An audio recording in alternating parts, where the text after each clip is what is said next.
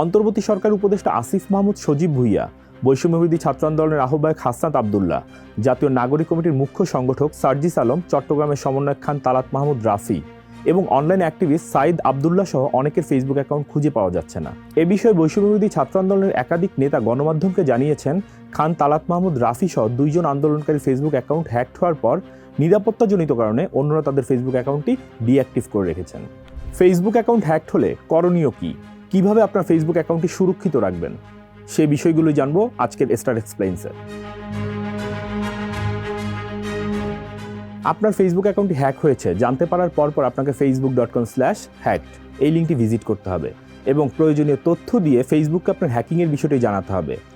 সাধারণত ফেসবুক 3 থেকে 7 কর্মদিবস সময় নিয়ে থাকে হ্যাকিংয়ের শিকার এই ধরনের অ্যাকাউন্টগুলোকে পর্যালোচনা করতে। সকল তথ্য উপাত্ত ঠিক থাকলে ফেসবুক 7 কর্মদিবসের মাধ্যমে আপনাকে একটি ইমেইলের মাধ্যমে আপনার অ্যাকাউন্টটি পুনরায় ফিরিয়ে দিবে। ফেসবুক অ্যাকাউন্টের সুরক্ষা নিশ্চিত করতে কতদিন পর পাসওয়ার্ড পরিবর্তন করা উচিত? প্রযুক্তি যেমন আমাদের জীবনকে সহজ করেছে, তেমনি এর কিছু বিপরীত দিকও আছে, যেমন অ্যাকাউন্ট হ্যাকিংয়ের মতো ঘটনা। ভেবে দেখুন, একজন হ্যাকার যদি ব্যাংক সহ অন্যান্য প্রতিষ্ঠানের নিরাপত্তা সিস্টেম হ্যাক করতে পারে, তাহলে সেখানে আপনার অ্যাকাউন্ট হ্যাক করা কি খুব বেশি কঠিন কাজ? সাইবার নিরাপত্তা বিশেষজ্ঞরা মনে করেন প্রতি 90 দিন বা 3 মাস পর অবশ্যই পাসওয়ার্ড পরিবর্তন করা উচিত। মোবাইলের পাশাপাশি অনলাইনের সব অ্যাকাউন্টের পাসওয়ার্ড যত বেশি পরিবর্তন করবেন, তত বেশি নিরাপদ থাকবেন আপনি। কিছুদিন পর পাসওয়ার্ড পরিবর্তন করলে কেউ আপনার পাসওয়ার্ড অনুমান করতে পারবে না। দীর্ঘদিন একই পাসওয়ার্ড রাখলে তা হ্যাক হওয়ার সম্ভাবনা অনেক বেড়ে যায়। প্রতিবার পাসওয়ার্ড পরিবর্তনের সময় এটা অবশ্যই মনে রাখতে হবে পাসওয়ার্ড যেন শক্তিশালী হয় এবং কয়েকটি সংখ্যার অনুপাতিক হয়। পাসওয়ার্ড দেওয়ার সময় নিজের জন্ম তারিখ, নাম, রোল নাম্বার, বিশেষ তারিখ, মোবাইল নম্বর ব্যবহার করা থেকে সম্পূর্ণভাবে বিরত থাকতে হবে। যদি এমন কিছু আপনার পাসওয়ার্ড হয়ে থাকে, তাহলে তা এক্ষুনি পরিবর্তন করে নেওয়া উচিত। 2 ফ্যাক্টর অথেন্টিকেশন কী এবং কেন এটি ব্যবহার করা জরুরি?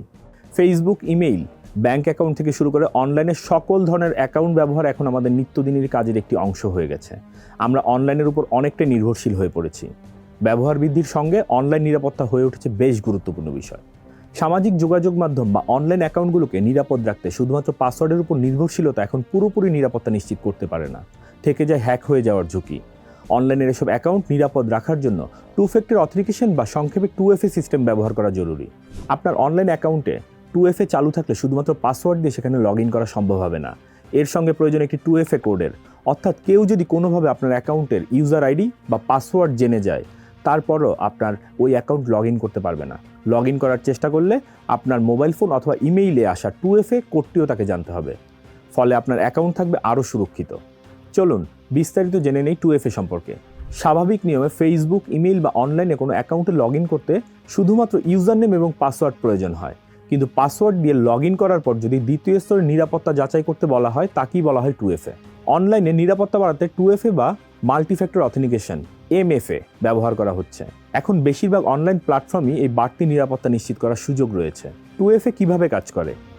কোনো অনলাইন অ্যাকাউন্টে লগ ইন করার জন্য প্রথমে ইউজার নেম ও পাসওয়ার্ড দিতে হয়। এরপর দ্বিতীয় ধাপে ব্যবহারকারীর কাছে আরেকটি কোড চাওয়া হয়, যেই কোডটি ব্যবহারকারীর ফোন, ইমেইল অথবা মোবাইলে ইনস্টল করে রাখা 2FA সফটওয়্যার থেকে পাওয়া যায়, কিংবা কল, মেসেজ, ইমেইল অথবা মোবাইলে আসা নোটিফিকেশনের মাধ্যমে তাৎক্ষণিকভাবে কর্তৃপক্ষ 2FA সম্পন্ন করতে পারে। দ্বিতীয় নিরাপত্তা সম্পন্ন করতে পারলেই কেবল ওই অ্যাকাউন্টে সঠিকভাবে লগ ইন করা সম্ভব হয়। প্রতিবার লগ ইন করার সময় 2FA পদ্ধতিতে নতুন একটি কোড আসবে, যা কিছু সময়ের জন্য কার্যকর থাকে। একবার ব্যবহার করার পরপরই ওই কোডটি সম্পূর্ণ অকার্যকর হয়ে যায়। প্রত্যেকবার পরিবর্তনশীল এই পাসওয়ার্ডকে ওয়ান টাইম পাসওয়ার্ড বা OTP বলা হয়। 2FA application. বর্তমানে সবচেয়ে জনপ্রিয় দুটি অ্যাপ্লিকেশন হলো গুগল অথেন্টিকেটর এবং মাইক্রোসফট অথেন্টিকেটর। গুগল প্লে স্টোরে ও অ্যাপেল অ্যাপ স্টোর থেকে ফ্রিতেই এই ধরনের সফটওয়্যারগুলো আপনারা ডাউনলোড করতে পারবেন।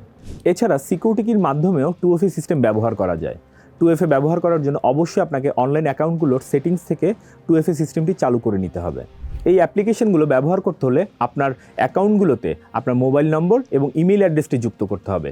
কোনো কারণে এই অ্যাপ্লিকেশনগুলো ব্যবহার করতে কোনো সমস্যা দেখা দিলে আপনি ফোন বা ইমেইলের মাধ্যমে OTP পাবেন এবং এই অ্যাকাউন্টগুলোতে লগ ইন করতে পারবেন। ডেইলি স্টার সর্বশেষ নিউজ আপডেট পেতে আমাদের ফেসবুক পেজে লাইক দিন এবং আমাদের ইউটিউবে সাবস্ক্রাইব করুন। সুস্থ থাকুন, ভালো থাকুন।